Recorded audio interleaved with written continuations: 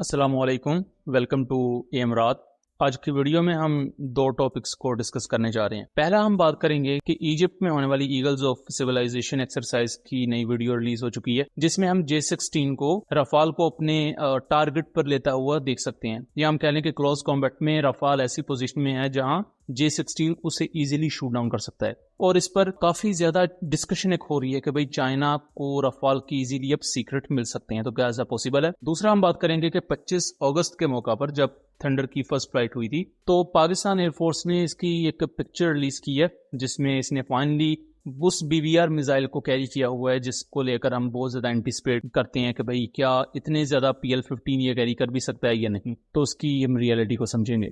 तो पहले टॉपिक की तरफ अगर आ जाएं तो हमने देखा कि चाइनीज फाइटर जेट्स जिनमें J-16 थे, Y-20 थे, देन चाइना का KJ-500 AWACS था, इन्होंने पाकिस्तान लैंड किया था कराची एयरपोर्ट पर। और बेसिकली वो एक ट्रांजिशन स्टॉप था, वहां से ही एयरक्राफ्ट गए इजिप्ट। मिस्र में इस वक्त चाइना की मिस्री एयरफोर्स के साथ एरियल वॉरफेयर एक्सरसाइजेस हो रही हैं, जिन्हें ईगल्स ऑफ सिविलाइजेशन कहा जाता है। इससे पहले माजी में भी ये एक्सरसाइजेस हो चुकी हैं। यहाँ इस वक्त जो चीज सबसे ज्यादा हाईलाइट हो रही है वो है J-16 वर्सेस इजिप्शियन रफाल। हम सब जानते हैं कि इजिप्ट के पास रफाल हैं। वो अलग बात है कि उन पर मीटियोर BVR मिसाइल नहीं है, बट माइका मिसाइल के वेरिएंट्स वो यूज करते हैं, जो माइका का RF वेरिएंट BVR कॉम्बैट के लिए और माइका का IR वेरिएंट जो क्लोज कॉम्बैट के लिए। रफाल इन दोनों को यूज करता है। और यहाँ एक क्लिप में J-16 रफाल के पीछे और रफाल उसके आगे एक टाइट टर्न ले रहा है। बेसिकली जब आपका फाइटर जेट एक फाइटर जेट के आगे आ जाता है तो आप समझ लें वो निशाने पर है, उसे टारगेट किया जा सकता है।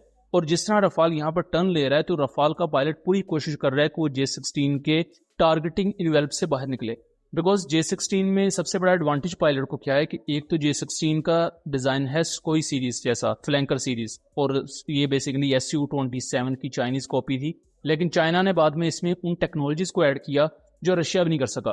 तो जो असल Su-27 या कोई सीरीज थी, ये उससे बेहतर फ्लैंकर बन गए चाइना के। तो चाइना को यहाँ सबसे बड़ा एज ये है कि एक तो इस पर PL-10 high of bore side short range missile है।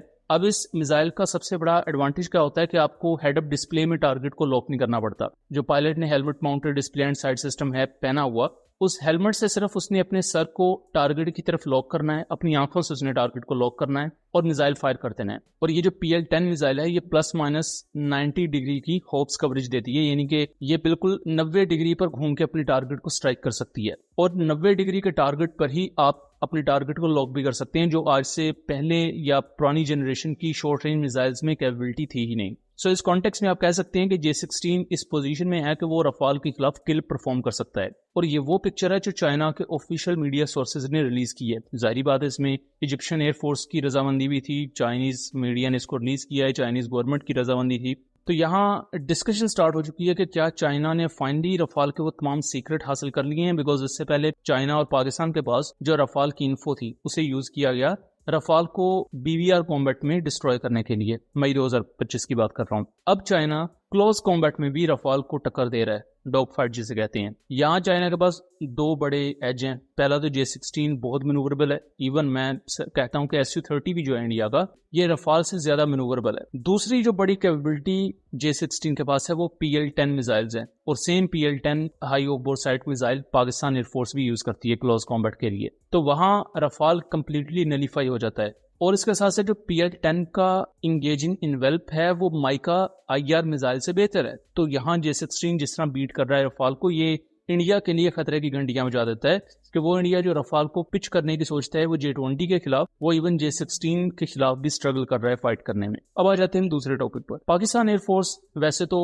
अपनी PR के मामले में कोई बहुत अच्छे मैं उसको ग्रेड्स नहीं दूंगा, बट स्टिल 25 अगस्त के मौका पर जब J-17 की फर्स्ट फ्लाइट हुई थी 2003 में, तो इस एनिवर्सरी के मौका पर पाकिस्तान एयरफोर्स ने J-17 थंडर ब्लॉक 3 की एक नई पिक्चर रिलीज की है। इस पिक्चर में हम देख सकते हैं कि ड्यूल इजेक्टर रैग्स पर J-17 ने 4 BVR मिसाइल कैरी किए हुए हैं। नॉर्मली जो थंडर ब्लॉक 3 की पिक्चर ज्यादातर हमारे सामने है उसमें ये PL-12 या SD-10 मिसाइल्स को कैरी करता है, लेकिन इस पिक्चर में अगर आप सेंटर लाइन फिन्स को देखें तो ये PL-15 long range BVR missiles हैं। तो एक्चुअल पेलोड के मामले में जो एक मिथ थी कि J-17 एक वक्त में सिर्फ 2 PL-15 ही कैरी कर पाएगा, कहीं ना कहीं पाकिस्तान एयरफोर्स अब उसको नलीफाई कर रही है कि नहीं, ये 2 नहीं बल्कि 4 PL-15 BVR मिसाइल्स कैरी कर सकता है थंडर ब्लॉक 3। उसके साथ साथ विंग टिप एरिया पर देखें तो 2 PL-10E high of bore site missile लगे हुए हैं, जिसकी हम पिछले सेक्शन में बात कर चुके हैं ऑलरेडी कि किस तरह ये PL-10 मिसाइल अपने टारगेट को इंगेज कर सकता है और इसमें क्या क्या अपग्रेड्स हैं जो इसे बेहतर बनाती हैं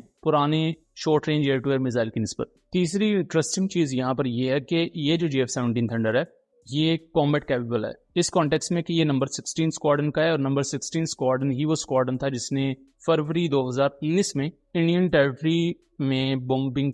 टेरिटरी में ग्राउंड स्ट्राइक्स की थी। बिकॉज फरवरी 2019 में पहले पाकिस्तानी फाइटर जेट्स गए थे जिनमें JF-17 थंडर्स थे, नंबर 16 स्क्वाड्रन के देन मिराजेस थे, और इन्होंने ग्राउंड स्ट्राइक्स की थी इंडिया में। फिर जब इनको इंटरसेप्ट करने के लिए इंडियन फाइटर जेट्स आए तो पाकिस्तान ने इंडिया के 2 जेट्स शूट डाउन कर दिए। तो यहाँ सबसे अच्छी चीज ये है कि पाकिस्तान एयरफोर्स अपनी PR बेहतर कर रही है। दूसरी चीज, यहाँ PL-15 को ड्यूल इजेक्टर रैक्स पर दिखाया गया है, जो इससे पहले बहुत कम ही 1-2 पिक्चर्स शायद एग्जिस्ट करती हैं, बट यहाँ पाकिस्तान एयरफोर्स ऑफिशियली इस चीज को अब कहीं ना कहीं कंफर्म करती हुई नजर आ रही है कि JF-17 ब्लॉक 3 भी ड्यूल इजेक्टर रैक्स पर PL-15 BVR मिसाइल को कैरी कर सकता है। तो जो पहले वाला एक नैरेटिव था या एक मिसअंडरस्टैंडिंग थी वो मिथ शटर हो चुकी है कि भाई ये PL-15 4 नहीं कैरी कर सकता बल्कि 2 ही कैरी करेगा।